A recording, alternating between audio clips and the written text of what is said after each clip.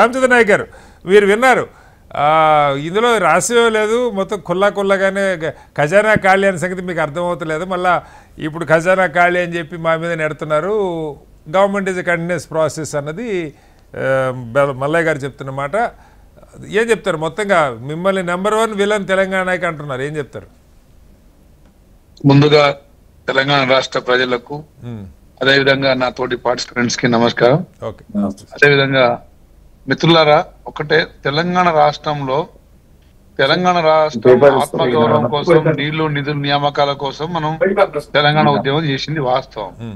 అంతకుముందు 60 సంవత్సరాల్లో కాంగ్రెస్ ప్రభుత్వం అధికారంలో ఉన్నప్పుడు చేసిన అభివృద్ధి తప్ప ఈ 10 సంవత్సరాల్లో కేసీఆర్ ఏ అభివృద్ధి చేయకుండా మిగులు బడ్జెట్ తో ఏర్పడ్డ రాష్ట్రాన్ని అప్పుల రాష్ట్రంగా మార్చిందా లేదా? అదేవిధంగా అవకాశవాదానికి మరి ఊసరి వెళ్ళి కంటే కూడా ఊసరి వెళ్ళే సిగ్గుపడే విధంగా మరి ఆ రోజు ఎన్టీ రామారావు గారి కాళ్ళ మీద కొడుకుని పెట్టి కేటీఆర్ అని పేరు పెట్టి తారక రామారావు అని పెట్టి ఆ తెలుగుదేశం పార్టీలో లబ్ధి పొంది దాన్నే విమర్శించుకుంటూ మళ్ళీ ఉద్యమ పార్టీ పెట్టి ఉద్యమాన్ని ఓన్లీ కేవలం తన రాజకీయ పబ్బం కోసమే వాడుకుందాం, తెలంగాణ రాకపోయినా పర్లేదనే ఉద్దేశంతోనే పనిచేసింది కేసీఆర్. అదే సమయంలో మరి కాంగ్రెస్ పార్టీ మరి కేసీఆర్ కోసం కాదు, ఆత్మ బలిదానాలు జరుగుతూ ఉన్నాయి.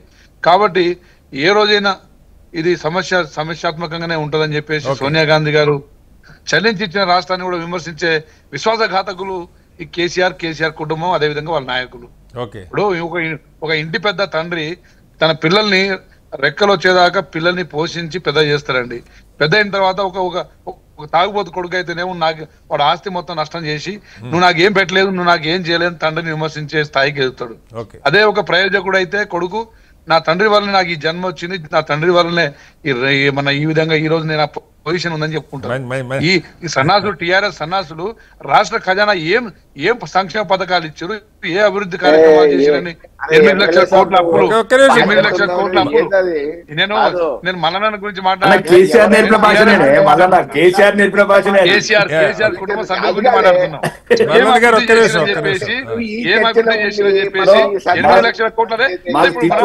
మల్లన్న ఒక్క నిమిషం, మీరు మాట్లాడినప్పుడు సైలెంట్ ఏమంటున్నా, ఇక్కడ రాష్ట్ర శత్రువు, ఇక్కడ రాష్ట్రానికి శత్రువు కేసీఆర్ కాదా?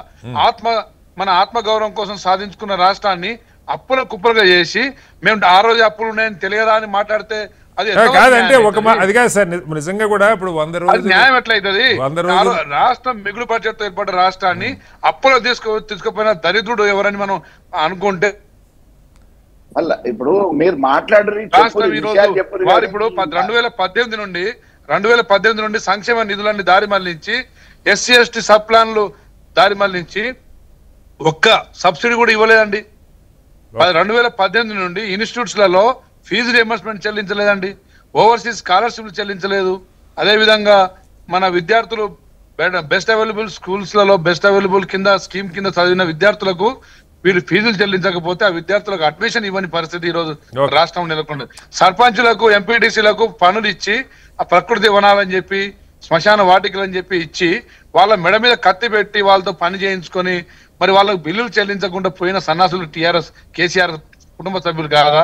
కుటుంబ సభ్యులు మాత్రమే రాష్ట్ర ఖజానాను కొల్లగొట్టి ఏ ఒక ఎమ్మెల్యేలని గాని ఒక మంత్రిని గాని ఆ రోజు మాట్లాడనివ్వకుండా ప్రశ్నించే వాళ్ళ గొంతుకల్ని మూసేసి వారి నోరు కట్టేసి ఈ రాష్ట్రాన్ని ఖజానా కొల్లగొట్టినా గానీ ఈ రోజు రాష్ట్రాన్ని సజావుగా ముందు తీసుకెళ్తున్నందుకు కాంగ్రెస్ ప్రభుత్వాన్ని అభినందించాల్సింది పోయి మళ్ళీ కేసీఆర్ స్వయంగా రామచంద్ర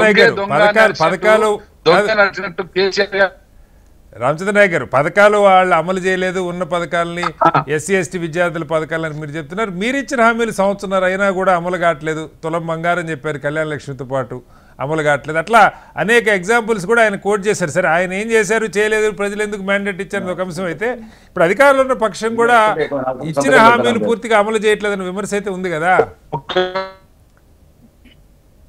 రామచంద్ర నాయక్ గారు. సార్, మీ వాయిస్ కట్ అవుతుంది, మళ్ళీ వస్తాను మీ దగ్గరికి. డిబేట్ కంప్లీట్ చేయండి రామచంద్ర నాయక్ గారు.